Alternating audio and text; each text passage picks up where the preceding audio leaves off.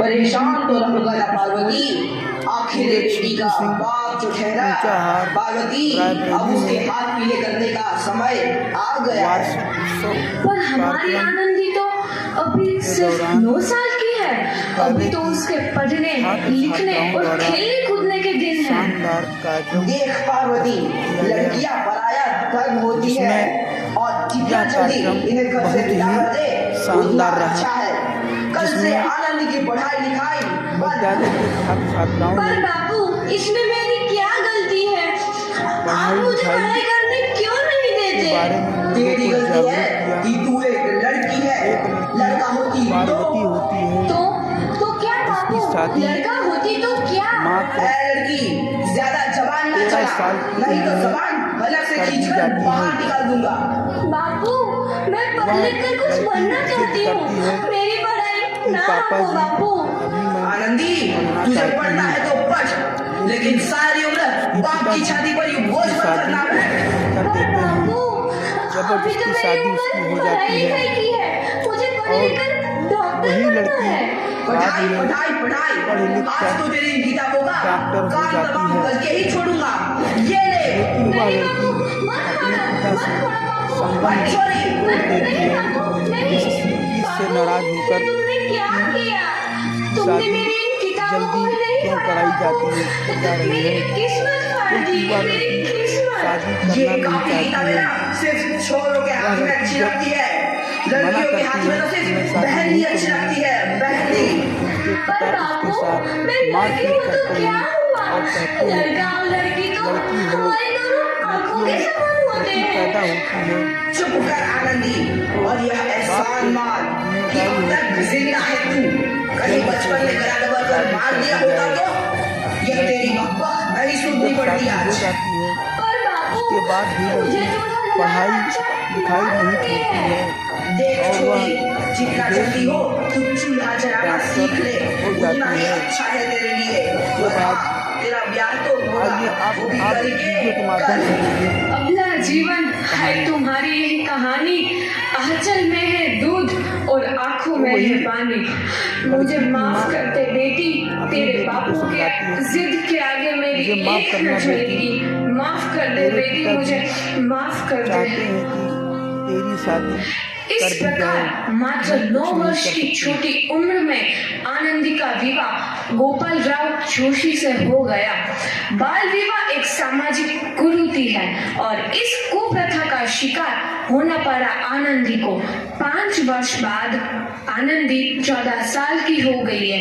उसके घर एक शिशु ने जन्म लिया है। देखते हैं आगे क्या हुआ।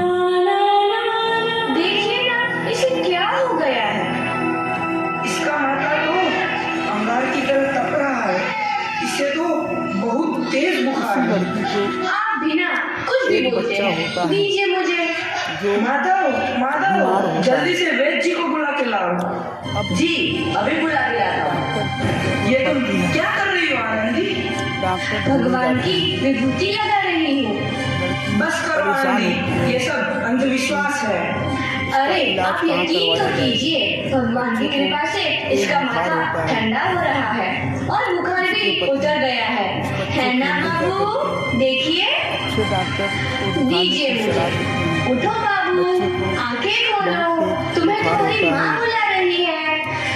आंखें खोलो, देखिए इसे क्या हो गया है? आंखें भी नहीं खोल रहा। आंखें खोलो बेटा, आप चुप क्यों है? आंखें खोलो बेटा, आंखें खोलो। आनंदी, हमारा बेटा कभी आंखें नहीं खोलेगा। नहीं, ऐसा नहीं हो सकता। मेरे बेटे को कोई नहीं छीन सकता, कोई नहीं छीन सकता। पागल मत बनो आनंदी। माधव,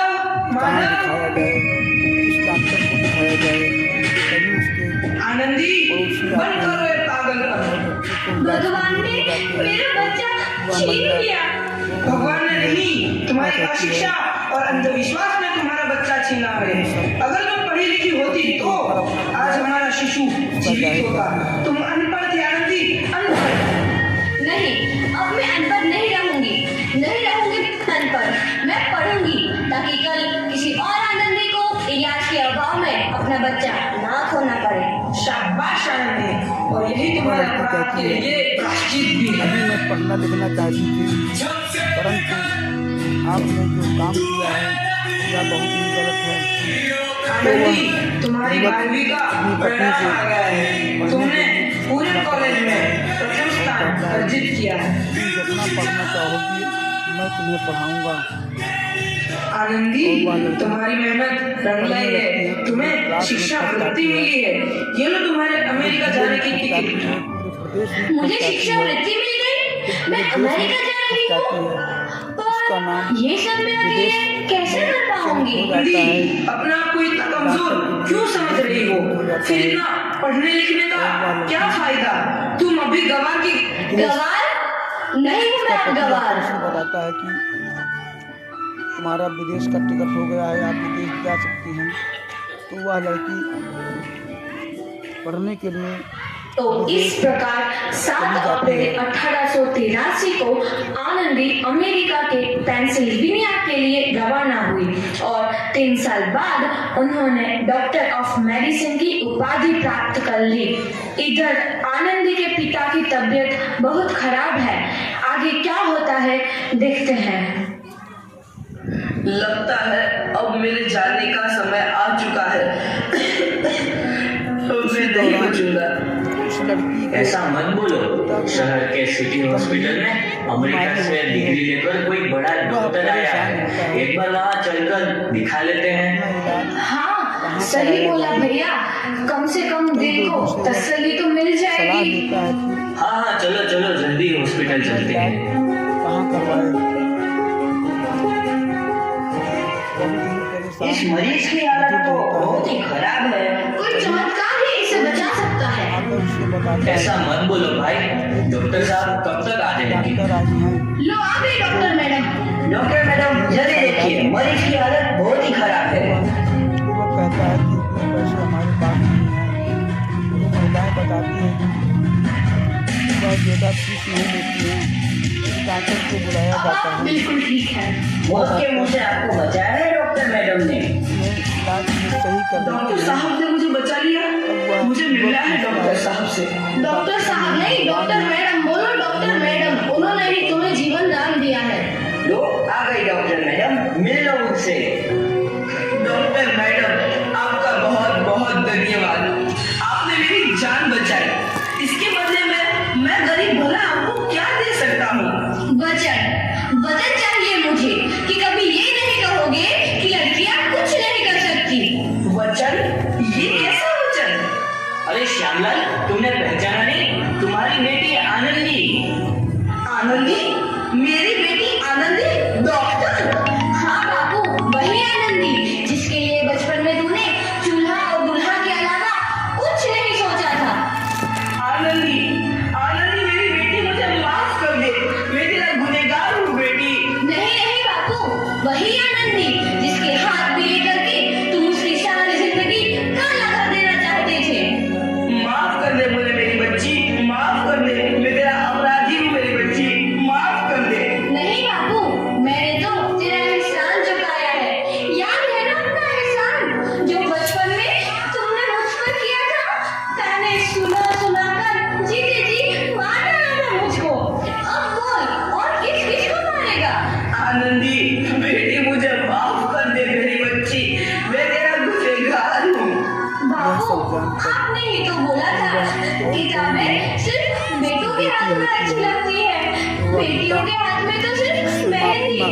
बेटों और बेटियों में फर्क करना तो आंखों में फर्क करने समान है। एक का पढ़ना और दूसरे का ना पढ़ना सामाजिक अंधकार है बाबू, सामाजिक अंधकार। उपकार मांगता हूँ मैं तुझ जैसी बेटी का, जिसने सारी उम्र मुझसे कुछ ना मांगा। मांगा तो सिर्फ बराबरी का दर्जा। वरना सच तो यह है कि मैं तेरी माफी के लायक भी ना हूँ। मुझे सारा तेरी बराबरी कर सके उसके मैं लायक भी ना हूँ मेरी बेटी, लायक भी ना हूँ। बताए अपने बाबू को क्या माफ नहीं करोगी आनंदी? माफ कर दो आनंदी, माफ कर दो। सुबह का भूला यदि शाम को घर लौट आए तो उसे भूला नहीं कहते। बाबू, तो इस प्रकार आनंदीबाई जोशी ने अपनी मेहनत और अटूट इरादे से न केवल भारत की पहली महिला डॉक्टर बनी, बल्कि आगे चल के उन लड़कियों के लिए सुनहरा रास्ता दिखा गई जो जीवन में कुछ करना चाहती थी।